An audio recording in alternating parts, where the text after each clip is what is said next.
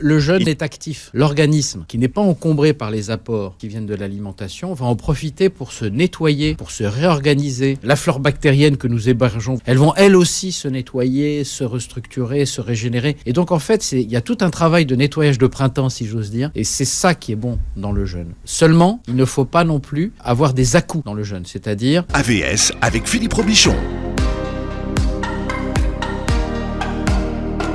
À votre santé, c'est le docteur Réginald Allouche qui est avec nous aujourd'hui, médecin, ingénieur biomédical et chercheur dans le domaine de la prévention du diabète et du surpoids.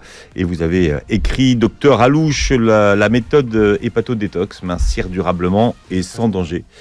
Et on va citer votre éditeur qui devient milliardaire grâce à vous, c'est Albin Michel. Bon, on va parler du jeûne aujourd'hui. Le jeûne, m'avez-vous dit, est une chance pour l'organisme, docteur Allouche. Pourquoi ? Bah oui, parce que le jeûne, alors il y a plusieurs types de jeûne, mais en général, le jeûne est une chance pour l'organisme parce que, en fait, avant le néolithique, lorsque nous étions dans les cavernes, on alternait entre des périodes de jeûne et des périodes d'abondance. Et en fait, notre organisme a été sélectionné pendant des siècles sur notre capacité justement à jeûner un certain temps et ensuite à manger, parce que ça dépendait de la chasse, et que la chasse n'était pas, on ne pouvait pas chasser de façon permanente, parce que c'était dangereux de chasser. On ne pouvait pas garantir un approvisionnement quotidien. Voilà, donc notre organisme a été doté d'une capacité à stocker, déstocker, stocker, déstocker. Le problème aujourd'hui, c'est que nous stockons essentiellement plus que nous déstockons. Et vous savez, l'organisme et la nature ne fait pas les choses pour rien. Si vous avez perdu l'habitude de déstocker, à ce moment-là, vous perdez cette aptitude. C'est-à-dire que c'est moins facile de déstocker. Et donc, jeûner de temps en temps, ça permet justement de se réapproprier ces compétences de l'organisme qui sont très très anciennes, qui sont vraiment, qui sont presque l'essence de notre organisme. On peut dire d'une certaine façon que l'organisme se met au ralenti et vit sur ses réserves. Non, il fait plus que ça. Il fait plus que ça. Il ne faut pas croire. Le jeûne, il va pas taper dans ses... Le jeûne est actif. Ça n'est pas passif. Au contraire, il se passe beaucoup de choses parce que l'organisme, qui n'est pas encombré par les apports qui viennent de l'alimentation, va en profiter pour se nettoyer, pour se réorganiser. La flore bactérienne que nous hébergeons, vous savez que nous avons 10 fois plus de germes dans notre intestin que de cellules dans notre corps. Elles aussi, ces bactéries, qui nous sont très profitables, parce que c'est grâce à elles que nous absorbons des vitamines, que nous faisons de la sérotonine pour ne pas être déprimés, et ainsi de suite. Elles vont elles aussi se nettoyer, se restructurer, se régénérer. Et donc en fait, il y a tout un travail de nettoyage de printemps, si j'ose dire, quand on jeûne. Et c'est ça qui est bon dans le jeûne. Seulement, il ne faut pas non plus avoir des à-coups dans le jeûne, c'est-à-dire jeûner l'abondance, mais... faire attention à quel type d'abondance. Ce qui peut parfois se passer pendant le mois de Ramadan. De Ramadan, c'est pour ça qu'il faut être raisonnable le soir lorsqu'on va casser le jeûne. Il faut utiliser des aliments qui sont des aliments qui ne vont pas mettre un gros coup au foie, au rein, au cœur. Voilà. Dans un jeûne comme celui du mois de Ramadan, donc où les gens s'abstiennent de manger et de boire pendant la journée, est-ce qu'on arrive à ce fameux état de cétose ou pas, ou c'est trop court pour arriver en cétose? Vous savez, souvent les gens, pendant le mois de Ramadan, disent « j'ai mal à la tête ». Alors c'est surtout au début, en fait, que les maux de tête se surviennent, pour deux raisons. La première, c'est que souvent, on boit beaucoup de café, on ne s'en rend pas compte, mais on boit 1, 2, 3 cafés, 4 cafés par jour. Et donc la caféine, on est accro à la caféine. Et donc quand on n'a pas de caféine, on fait un syndrome de manque et on a mal au crâne. C'est pour ça que pour bien préparer les périodes de jeûne, il est bon de diminuer sa consommation de café et de thé, parce qu'il y a aussi de la théine dans le thé, voilà, pour éviter justement, il y en a aussi dans les boissons gazeuses, comme dans le coca, il y a beaucoup de caféine. Donc en fait, il faut se préparer, diminuer un petit peu ça pour pas avoir cet à-coup. Il y a un deuxième à-coup pour les migraines.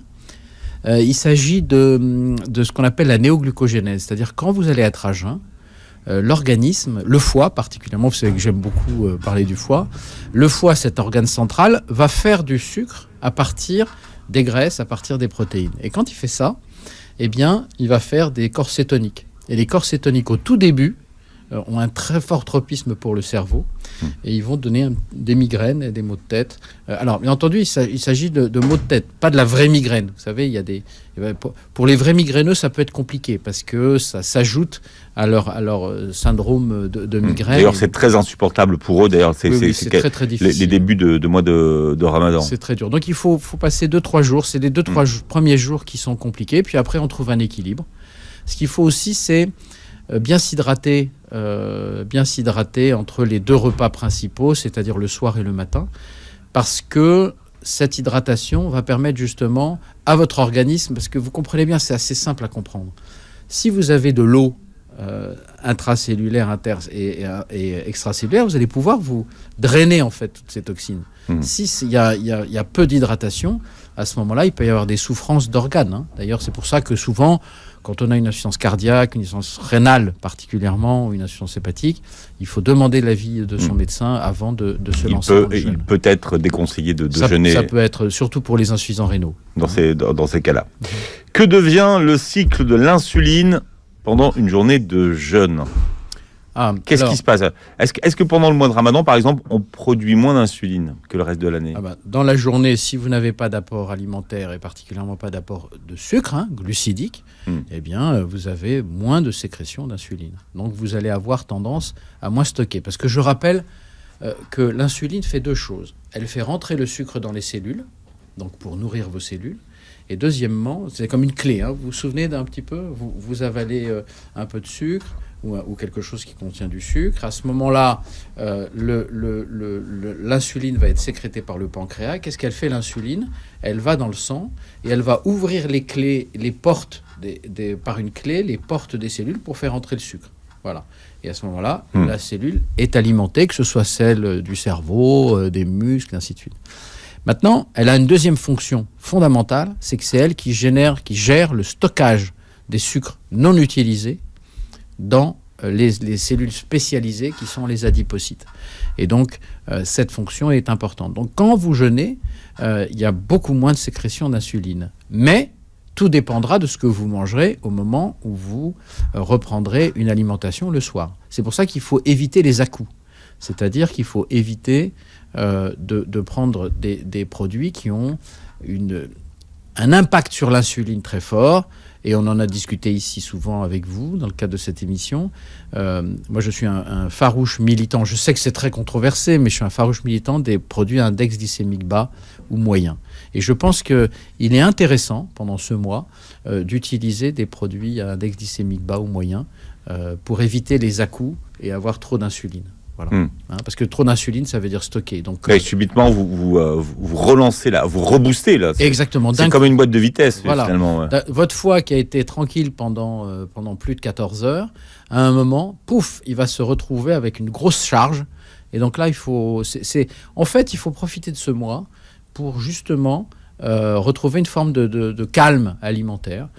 C'est-à-dire bien mâcher, se concentrer sur ce qu'on mange, parce qu'en fait, il y a aussi l'importance de manger. C'est bien de manger, ça veut dire qu'on a de quoi manger. Et donc, on parle de manger en pleine conscience aujourd'hui. Exactement, en pleine conscience, de prendre son temps, de bien mâcher, de boire, de ne pas utiliser d'aliments trop salés, parce que vous savez très bien que si vous utilisez... Alors, il y a 2 écoles pour ça. Il y a des gens qui disent, le soir, il faut manger très salé, comme ça on garde l'eau, et puis le lendemain. Moi, je suis beaucoup plus circonspect. Ce qu'on dit sur les eaux, faut prendre des eaux salées parce que justement, l'organisme le garde plus. Voilà. Ouais. Moi, je vais vous dire, je pense qu'on peut utiliser des eaux salées, mais ce qui est important, c'est d'être parcimonieux en tout et d'éviter d'avoir trop de sel, parce que trop de sel, ça va donner soif. Et si vous avez soif, à ce moment-là, c'est plus compliqué. Oui. On verra tout à l'heure, le sel a un impact sur les index glycémiques d'ailleurs. Oui, exactement. Contrairement à ce que c'est pas du sucre, mais ça modifie aussi les index. Le sucre et le sel, c'est les 2 S. C'est les 2 S qui sont nos amis, mais il faut, comme tous les amis, il faut leur donner des limites. Il ne faut pas qu'ils rentrent trop. Avec parcimonie et bon escient. Exactement. Alors, quels sont les risques chez les diabétiques dont le diabète est déséquilibré ? Ils risquent quoi ? L'hyperglycémie ou l'hypoglycémie ? S'ils se mettent à jeûner. Alors, s'ils se mettent à jeûner, ils risquent plutôt, bien entendu, l'hypoglycémie. Alors, attendez, vous savez qu'il y a 2 diabètes. Il y a le diabète de type 1, qui est un diabète, qui est une maladie qui se déclenche avant 25 ans, qui est une maladie auto-immune. Ce sont des enfants ou des adolescents qui font une infection quelconque et puis qui vont faire des anticorps contre leur propre pancréas. Je vous rappelez de cette anecdote, par exemple, on s'est aperçu que en Australie, ils ont vacciné les enfants contre un virus, un rotavirus, qui donne des diarrhées, des bébés, et ils ont diminué de 15% le nombre de diabète de type 1. Parce qu'en fait, il semblerait que ces virus ont la même signature antigénique que les cellules du pancréas. Donc l'organisme faisant des anticorps contre ce virus détruit aussi les cellules du pancréas. C'est quand même incroyable. Je pense qu'il y a une vraie piste sur les virus. Vous l'avez compris, en ces temps de Covid, on a compris qu'il fallait aujourd'hui qu'on fasse beaucoup de recherches sur les virus, parce que ce sont à la fois nos amis. Il faut savoir que ce sont nos amis, puisque peu de gens savent ça, mais pour l'accouchement, par exemple, de la nuit des temps, on a intégré un virus, un paléovirus, qui permet de faciliter la délivrance. Donc l'homme, en fait, est un symbiome, c'est-à-dire qu'il utilise des bouts, il utilise la flore bactérienne. Un jour, il a découvert que, en ayant des germes dans son intestin, on pouvait mieux vivre, être plus heureux, puisque c'est 80% de la sérotonine, c'est-à-dire l'hormone du bonheur, est faite par la flore bactérienne. Et donc, voilà, donc je reviens au diabète, parce que là, je m'égare un peu. Pour le diabète de type 1... C'est intéressant. Donc, c'est une maladie... On a reconnecté notre ventre avec notre tête. Voilà, oui, il faut toujours. C'est la tête, le cœur et le ventre. Voilà. Ça, c'est les 3 axes. Si vous ne connectez pas la tête, le cœur et le ventre, ça va pas. S'il y en a un qui va pas, ça va pas. Et s'il y en a 2 qui vont pas, là, il faut vraiment s'inquiéter. Donc, pour revenir au diabète de type 1, c'est 10% des diabètes en gros. Et le diabète de type 1, vous avez besoin de faire de l'insuline. Et donc, quand vous faites de l'insuline qui va baisser le taux de sucre dans le sang, il faut manger. Donc là, il y a un vrai débat pour les diabétiques de type 1. Est-ce qu'ils peuvent ou pas effectuer ce jeûne ? Je ne sais pas. Il faut vraiment demander à leur médecin et qu'ils prennent leur décision en conscience, en pleine conscience. Le diabète de type 1, c'est compliqué quand même. C'est beau, mais c'est compliqué. Voilà. Le diabète de type 2, c'est 90% des diabètes.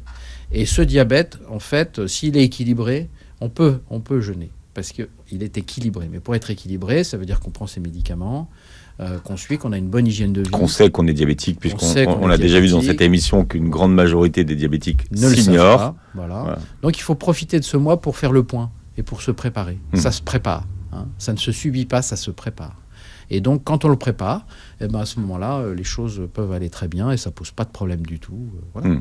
Et s'il est déséquilibré, donc, ou qu'on a un diabète qui s'ignore, qu'est-ce qui se passe si on se met à jeûner ? On peut avoir des hypoglycémies. Donc, les hypoglycémies, c'est dangereux parce que si on conduit, on peut tomber dans les pommes et pendant qu'on conduit, c'est évident, on peut avoir un accident. Et donc, c'est sueur froide, une certaine angoisse. Il y a toujours une angoisse, sueur froide, parfois des palpitations, puis on sent que ses jambes dérobent si on est debout. Voilà, ça, c'est les signes de l'hypoglycémie qui sont résolus par le simple fait de manger quelque chose de sucré ou un petit gâteau sec, un petit beurre. Voilà, à ce moment-là, tout va, ça revient tout de suite. C'est incroyable, c'est miraculeux pour tous ceux qui connaissent, qui ont connu ce type de malaise. Vous donnez ça à quelqu'un, un petit peu, même très très peu d'eau sucrée. Et enfin, attention à l'eau, parce qu'il peut y avoir des fausses routes. Si vraiment il y a une perte de connaissance. Donc il faut toujours avoir quelque chose quand on est diabétique comme ça et qu'on fait le jeûne. Il faut mieux avoir quand même quelque chose sur soi pour éviter un malaise. Au cas où. Voilà. Au cas de l'hypo. Voilà, exactement. Et l'hyperglycémie, donc c'est l'inverse. L'hyperglycémie, c'est l'inverse, c'est-à-dire qu'on peut avoir effectivement chez les diabétiques de type 2 ce qu'on appelle des comas hyperosmolaires, c'est-à-dire qu'il n'y a plus assez d'insuline, ils ont trop mangé la veille, et à ce moment-là, il y a une hyperglycémie, et cette hyperglycémie, elle peut effectivement mener à des grands malaises. Et là, en général, c'est aux urgences, et puis on donne l'insuline nécessaire, mais il faut être dans un environnement hospitalier. Donc voilà. Donc il faut être à son écoute. Je pense que quand je dis ça se prépare, ça ne se subit pas et on s'écoute. Il faut être bienveillant envers soi et donc comprendre ce qui se passe. Et voilà, c'est pas... En général, ça se passe bien. Il faut dire que dans 99%... Oui, on parle toujours des cas... Tout se passe très bien, je crois. Mais même les diabétiques qui jeûnent sérieusement et qui ne font pas d'excès, c'est même très bon pour eux. Exactement, parce que quand on jeûne, il y a des mécanismes qui se mettent en place des mécanismes qui sont bons pour la santé. On a tous entendu parler de ce prix Nobel en 2016 sur l'autophagie. C'est le japonais. Le japonais, oui. Voilà, qui a montré qu'il y avait des phénomènes, des processus naturels d'autophagie. Autophagie, ça veut dire phagie, ça veut dire manger. Auto, ça veut dire se manger. C'est-à-dire qu'en fait, les cellules qui vont pas bien, les cellules qui sont un peu ont la capacité en fait de se détruire et puis de donner des nutriments, de faire que les toxines partent et que de donner des nutriments aux autres. Et pour prioriser, d'ailleurs, vous avez peut-être remarqué que même dans les grandes périodes de jeûne prolongé, de jeûne ou uniquement hydrique, on s'est aperçu que, par exemple, les gens qui font de la grève de la faim, on sait, quand ils ont été examinés, on s'est aperçu que les fonctions cardiaques, rénales et hépatiques étaient maintenues.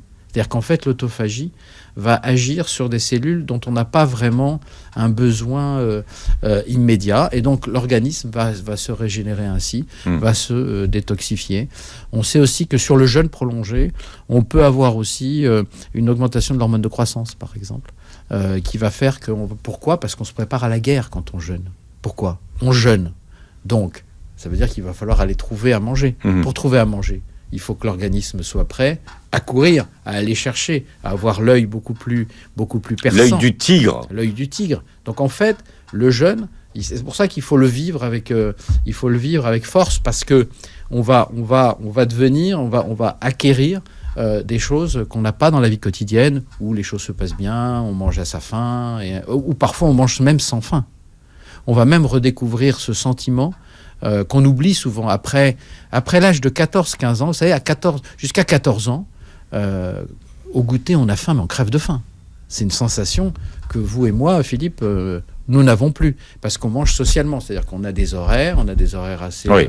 Voilà, et on mange parce que... On ressent plus vraiment la réalité, la sensation. Ouais. Donc les jeunes, ça permet justement de retrouver la sensation de faim, de se retrouver soi-même, en fait, par les sentiments. Donc c'est pour ça qu'il faut être à une bonne écoute de soi. Il ne faut pas subir, il faut au contraire s'écouter, se préparer et écouter, parce qu'il y a des choses à entendre dans le jeûne.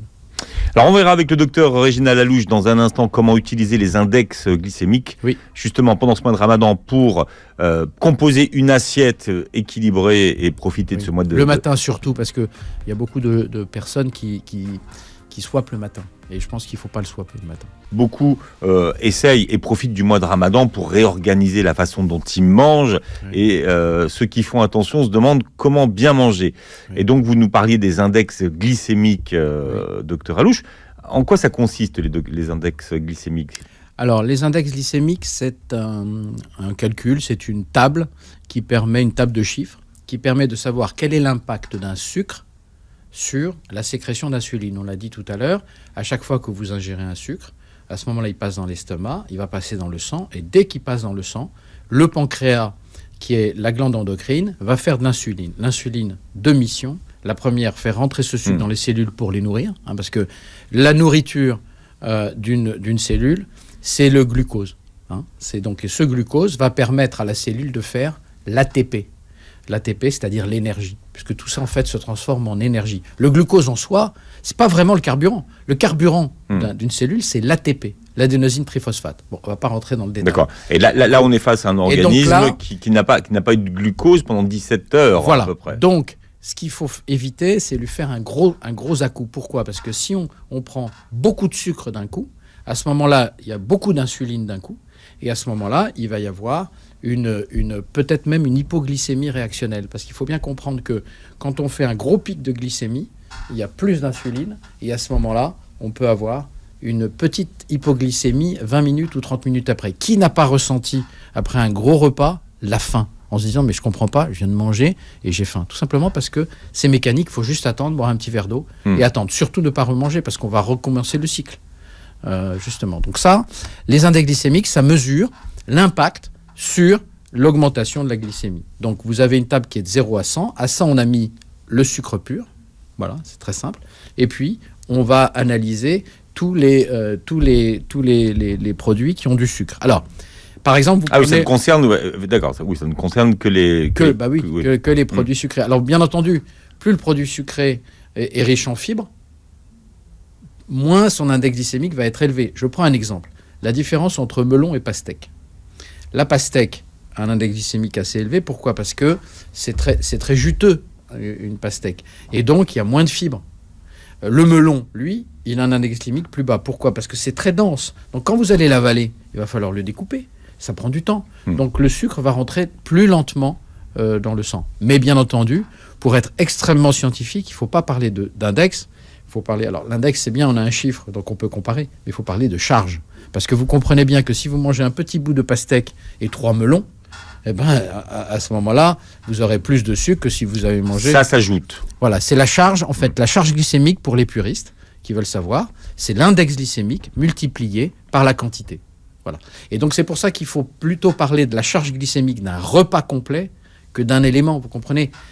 Si, par exemple, vous prenez des produits qui ont beaucoup de fibres avec des produits sucrés, les fibres vont compliquer l'absorption de ce sucre. Et donc, l'index glycémique va baisser. D'accord ? Et paradoxalement, la date, par exemple, ce fruit qui est très sucré, puisqu'il contient beaucoup de fructose, eh bien, au fond, il a un avantage aussi, c'est qu'il a beaucoup de fibres. Il y a beaucoup de fibres dans la date. C'est un fruit. D'ailleurs, on le sent quand on le mange. Exactement, c'est très fibreux Ouais. sur la fin. Donc, on a avalé la partie sucrée. Après, il y a toujours la fibre qu'il faut qu'on mâche un peu, ainsi de suite. Donc, c'est plutôt, paradoxalement, alors que ça a une image de fruits très sucrés, très caloriques, au fond, la date, elle a suffisamment de fibres pour aider justement le repas à avoir une charge glycémique plutôt bonne. Par contre, bien entendu, il va falloir éviter tout ce qui est féculent trop cuit, par exemple. Vous savez, par exemple, que si vous prenez la table des index glycémiques de 0 à 100, eh bien, les pâtes al dente, c'est 45-50, et les pâtes trop cuites, c'est 80. C'est comme si c'était du sucre pur. Voilà. Donc, le riz, c'est la même chose. Donc, il faut pas trop cuire, parce que quand vous cuisez, c'est très facile à comprendre. Qu'est-ce que c'est qu'un féculent ? Un féculent, c'est de l'amidon. L'amidon, qu'est-ce que c'est ? C'est plusieurs millions de glucose attachés, avec des liaisons. Si vous le cuisez trop, vous coupez artificiellement les liens entre le glucose, vous avalez du glucose pur. Voilà. Si vous ne le cuisez pas trop, à ce moment-là, c'est votre organisme qui va faire le travail et ça va rentrer tout doucement dans votre organisme et il n'y aura pas de pic d'insuline. C'est pour ça que... Pour la semoule, par exemple, qui est pas mal consommée pendant le mois de Ramadan, la semoule, c'est la même chose ou... Alors, la semoule, d'abord, il faut qu'elle soit légère. Il faut qu'elle soit trop chargée d'huile. Parce que souvent, quand on fait le couscous, particulièrement, on peut avoir la main lourde sur l'huile parce que c'est plus facile après, puis ça donne beaucoup de goût. Le gras, c'est le goût. Parce que tous les arômes se dissolvent dans le gras, pas dans l'eau. D'accord ? C'est pour ça que quand on met du gras, les choses ont beaucoup plus de goût. Mais on augmente la charge alimentaire. Parce que vous savez que les lipides, ce sont les derniers à sortir de l'estomac. Parfois, ça sort 3-4 heures après le repas. C'est pour ça qu'il ne faut pas trop charger en graisse. Parce que si on arrive le soir, qu'on mange vers 21h, et qu'en fait, les lipides vont commencer à être digérés vers minuit, c'est compliqué pour l'organisme. Ça lui fait beaucoup de travail et un sommeil un peu complexe. C'est pour ça qu'il faut profiter, justement, pour faire des choses un peu légères. Prendre, comme vous le dites très bien, la table d'index glycémique et choisir tout ce qui est en dessous de 55. Alors, des tables d'index, il y en a partout. Voilà, vous privilégiez les aliments en dessous de 55. En dessous de 55. Ce qu'on appelle les index glycémiques bas ou moyen. Ou moyen. Alors maintenant, il ne faut jamais dire jamais. On peut avoir... un soir, prendre quelque chose, c'est pas très grave, c'est pas très important, parce que votre organisme, lui, il est dans un système où on l'a ralenti un petit peu, donc il peut accepter ça. Mais en général, il faut, favoriser les index glycémiques bas ou moyens. 2, il faut privilégier, il faut diminuer un peu la charge de produits lipidiques, de graisse, et favoriser les graisses insaturées type oméga 3. Les types oméga 3, c'est l'huile de colza, par exemple. Quand on fait la salade, par exemple, tomate concombre le soir, c'est très bien parce que c'est plein d'eau. Donc, on va pouvoir avoir l'eau et puis on met une cuillère à soupe d'huile d'olive, une cuillère à soupe d'huile de colza. Pourquoi ? Parce que l'huile d'olive, elle est riche en oméga 9, qui est un acide gras monoinsaturé et qui est extrêmement bon pour la santé. Bon pour la santé si on n'en met pas 4 cuillères. Vous voyez ce que je veux dire ? Parce que c'est quand même des lipides. Et l'huile de colza qui est très riche en oméga 3. Comme l'huile de noix, mais l'huile de noix a un goût un peu fort souvent. L'huile de colza a moins de goût. Et là, on faut favoriser les oméga 3. Pourquoi ? Parce que lorsqu'on est en période de jeûne et qu'on se détoxifie, la richesse en oméga 3 des repas permet justement d'aider à neutraliser les antioxydants. D'accord. Et sont anti-inflammatoires pour le foie. Parce que le foie, il fait un boulot de dingue pendant le jeûne. Il fait beaucoup de travail. Parce que regardez, vous savez maintenant, puisque vous suivez nos émissions, vous savez que le foie se régénère à partir de minuit, 1h du matin. D'accord ? On l'a laissé en paix. Donc, vous comprenez bien l'importance du repas du soir, de ne pas trop charger le foie.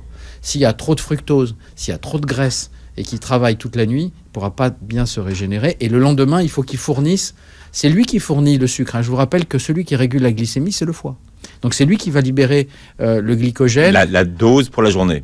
Qui va faire aussi le sucre à partir des graisses et des protéines, parce que comme vous êtes en période de jeûne, il va falloir quand même alimenter le cerveau en sucre. Vous voyez, donc il faut être gentil avec soi. Voilà, il faut être gentil avec soi, donc pas trop chargé. On peut une soirée, on reçoit des amis, voilà. Enfin, en ce moment, c'est compliqué, c'est une période vraiment très compliquée, mais enfin, on peut recevoir dans la jauge de 6, on peut recevoir des amis, et à ce moment-là, on peut en profiter. Mais il faut une certaine rigueur, une certaine ascèse, parce que sinon, votre organisme, il ne sera pas très très content. Voilà. Comment on calcule, docteur Alouche, l'index glycémique d'une soupe, par exemple, d'une harira ou d'une shorba? Comment on fait pour savoir à peu près il faut connaître les ingrédients. Est-ce qu'il y a des vermicelles, pas de vermicelles? Est-ce qu'on met un peu de pommes de terre, pas de pommes de terre? Est-ce que ça dépend des... Il y a aussi des traditions. En fonction des... Après, chacun sa soupe. Voilà, exactement. Mais ça veut dire quoi? Comment on fait? On ajoute les aliments? C'est-à-dire qu'en gros, on sait que dans une soupe, il y a beaucoup d'eau. C'est sa grande vertu, c'est qu'il y a beaucoup d'eau. Il ne faut pas trop la saler. Et puis, il y a des... Mais il y a les sels minéraux qui remontent naturellement. Exactement. Mais ce sont des sels minéraux. Ce n'est pas du chlorure de sodium. D'accord, il y a beaucoup de sels minéraux, effectivement, il y a du potassium dans les légumes. Et donc, vous allez... c'est en gros, pour l'index glycémique, c'est est-ce que vous mettez ou pas des féculents dedans. Voilà. C'est ça qui va changer la donne, qui va faire qu'on passe de modéré à... Exactement. Donc, si vous mettez... N'ayez pas la main trop lourde sur les féculents. Vous pouvez mettre un peu de vermicelle parce que c'est traditionnel dans certaines familles, mais vous en mettez un peu. Pois chiches, c'est quelle famille? Pois chiches, ce sont les légumineuses. D'accord. Alors on va... Non, mais fèves, pois chiches... Fèves, pois chiches, lentilles, haricots blancs, haricots rouges, ce sont des légumineuses. Pain, pâtes, riz et pommes de terre, ce sont les féculents. Le petit poète entre les deux. Et donc, je suis désolé, c'est toujours un peu plus compliqué que ça en a l'air. Et en fait, quelle est la différence entre les légumineuses et les féculents? Elle est fondamentale. C'est que c'est le type d'amidon qui n'est pas le même. Alors ça, c'est dans les amidons, il y a 2 types d'amidon. Donc l'amidon, c'est des chaînes de millions de glucose attachées. En fait, d'où vient l'amidon? Ce sont les réserves des végétaux. Les végétaux réservent leur sucre, donc leur vie, en faisant des stocks de sucre, avec la photosynthèse et avec ce qui pompe de la terre. Donc il y a 2 amidons. Il y a l'amylose et l'amylopectine. Voilà. Et donc, quand on est riche, alors l'amylose, vous vous souvenez, c'est quelque chose qui est en cercle comme ça. Imaginez un espèce de lasso avec infini, avec des glucoses tout autour. Quand vous avalez ça, il faut couper le lasso pour prendre le glucose. L'amylopectine, c'est comme un arbre, comme un cerisier, puis il y a les cerises qui pendent. Et donc, c'est beaucoup plus facile d'aller prendre ce truc. Donc, ce qui est riche en amylopectine, qu'est-ce qui a 90% d'amylopectine? La pomme de terre.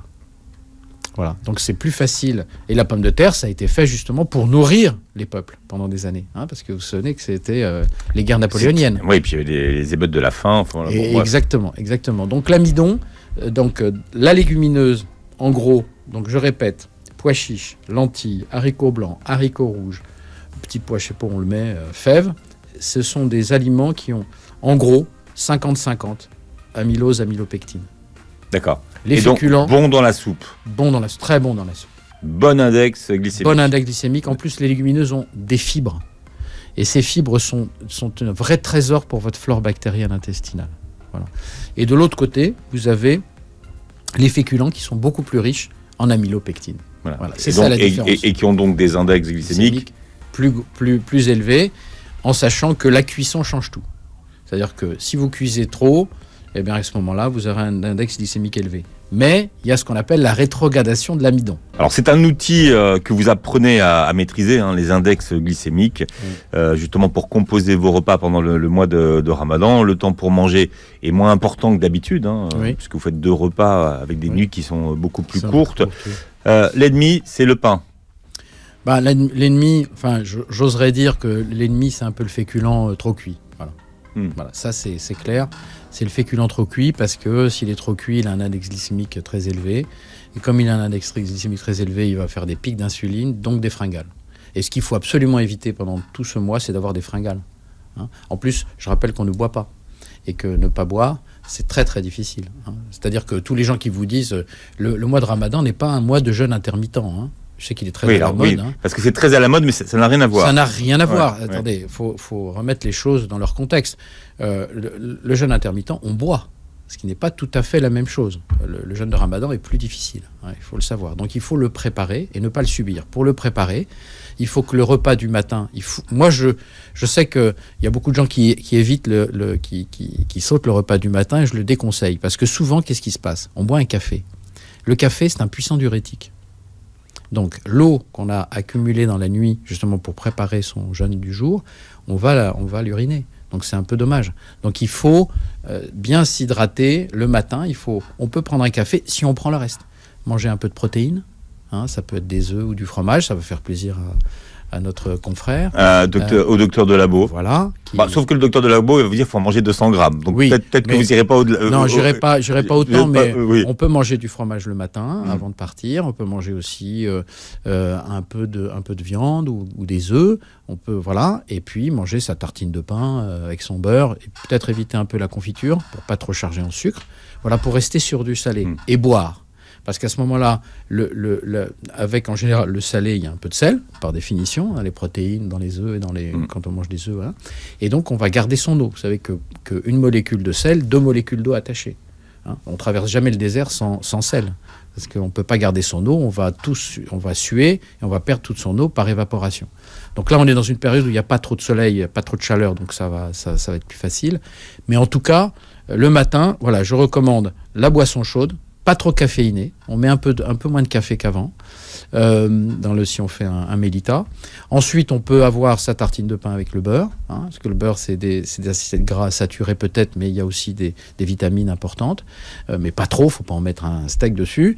On peut manger un peu de fromage et un peu de protéines. On peut manger des protéines comme de la viande ou tout ce qui peut, ça peut être un peu de truc de la veille, voilà. Et puis boire abondamment, et à ce moment-là, on est prêt.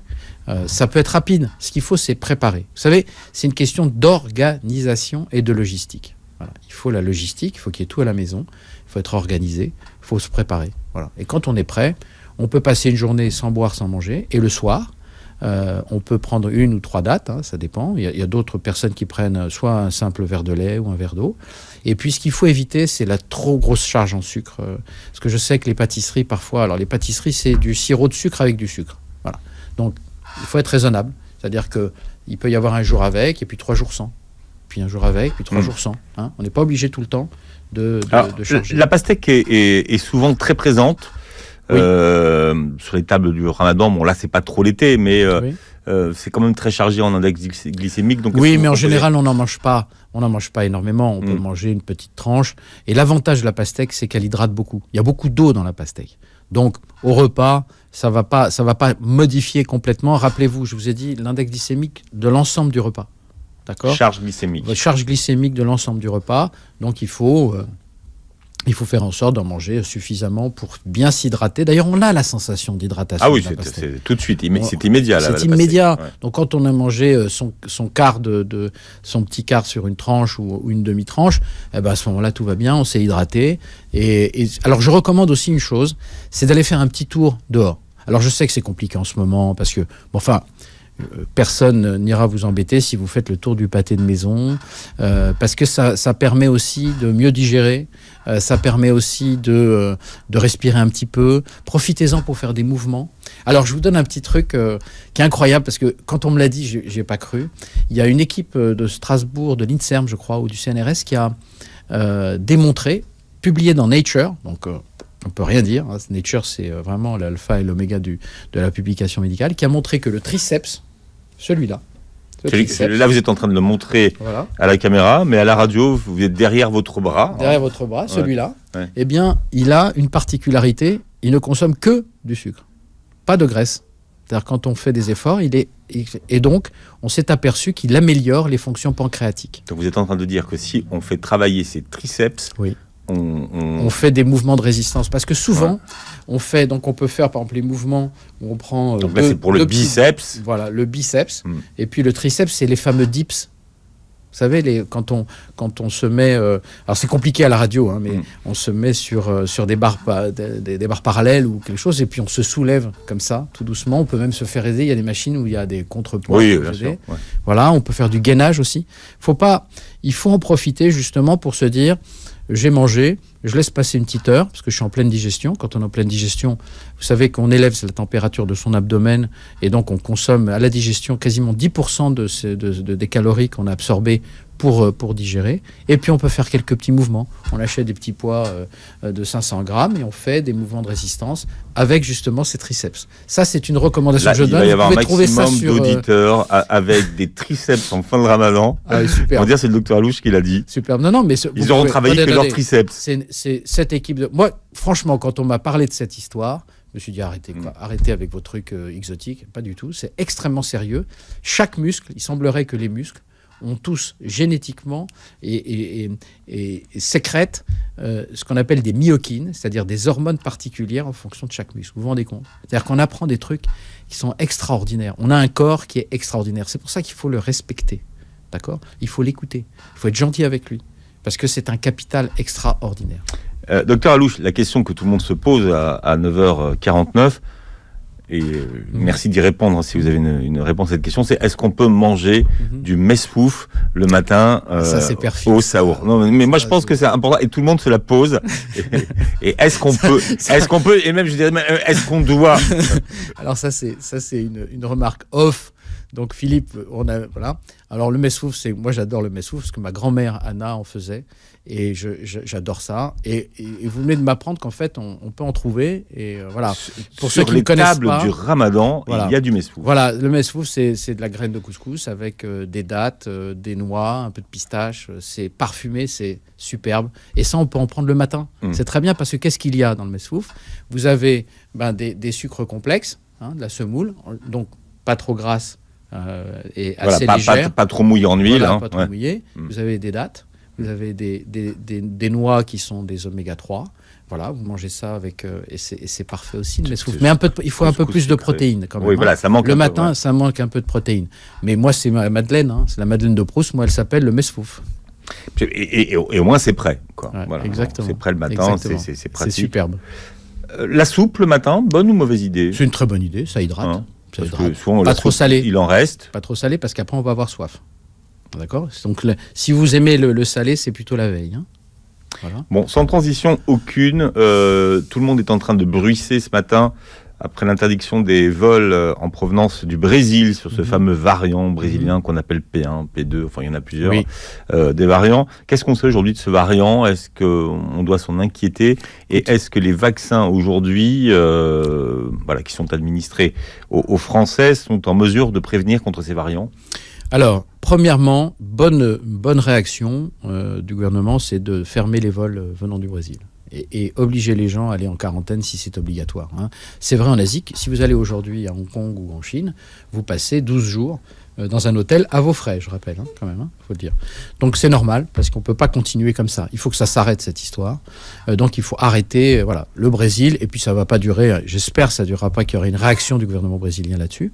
Deuxièmement, ce qu'on sait, c'est que les vaccins, aujourd'hui, sont actifs, un peu moins actifs, 60 ou 70% sur ce variant brésilien. Donc, impératif de ne pas le faire entrer.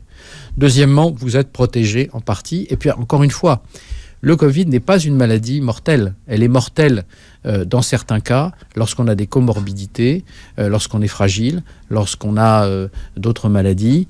Et puis après, bien entendu, il y a le fait d'avoir une protection immunitaire basse.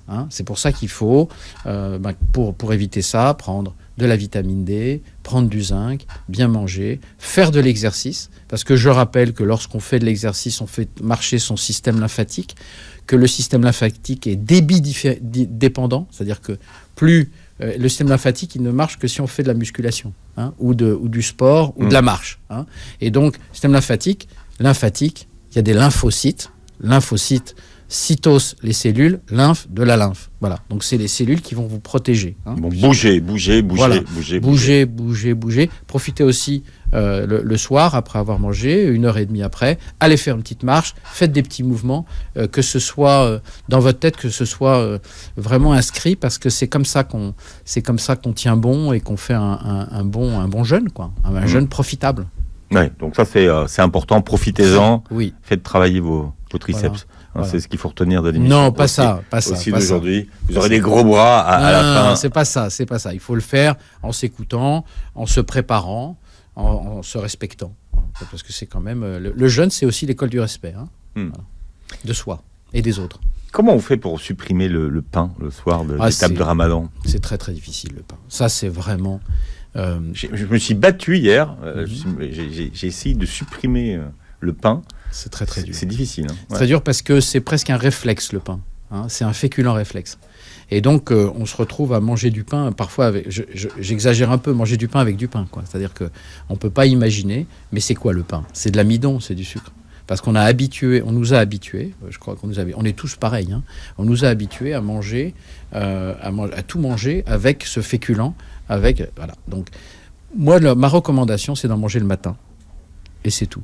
Il faut aussi savoir que le pain, comme le fromage, est la plus grosse source de chlorure de sodium, de sel, dans votre alimentation. Et que ça, pour les gens qui sont hypertendus, qui ont des problèmes rénaux, ça peut être compliqué. Donc, essayez de manger le pain le matin, parce que tout ce qui est mangé le matin sera brûlé, tout ce qui est mangé le soir sera stocké. Donc, c'est pour ça qu'il faut trouver cet équilibre, manger le pain le matin pour pas dire jamais. Parce que dire jamais, on sait très bien comment on se comporte. C'est comme les gens qui disent le chocolat jamais plus. C'est pas vrai. Parce que dans le chocolat, vous avez des alcaloïdes. Des alcaloïdes qui sont... qui donnent une accoutumance, on est dépendant au chocolat. Il y a des gens qui peuvent, la nuit, il leur faut leur carré de chocolat, quoi. C'est voilà. Donc par exemple, moi, je